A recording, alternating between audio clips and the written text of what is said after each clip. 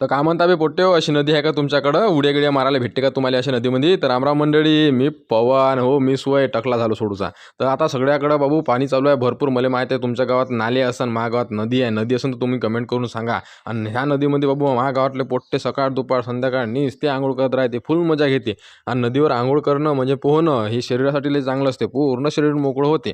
तर इथं मस्त पोट्ट्याने टाकल्या उड्या धडाधड. मी म्हणलं फक्त उड्या टाक जा, वाहून नका जा, कारण की जास्त पाण्यामध्ये अतिशहानपणा केला तर वाहून बी जाते. इकडं मी आलो होतो पव्या भाऊकडे कटिंग करायला, पण त्यानं दिलं माझं टकलं करून. म्हणे बाबू ते लग्न काही होत नाही म्हणे.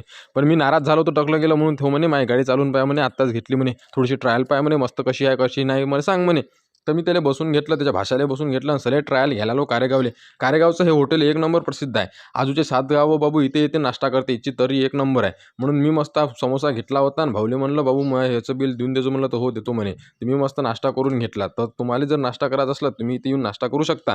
आणि मग मला वाटलं तर बुधवारी राहत असते आमच्या गावाला सायंकाळी बाबू बाजार, पण बाजार भरला तर सकाळ वकाळ, कारण की पाण्याचा मोसम असते. माझ्या गावातल्या बाजारमध्ये फॉरेनर माणसं बी येते आणि बाजार करते. पण आता 5चा टाईम झाला होता आणि लगेच बाबू पाहाय लागला पाणी. पाणी लागला आणि इकडं पोलीस स्टेशनच्या भागामध्ये का नाही आला होता बाबू पूर.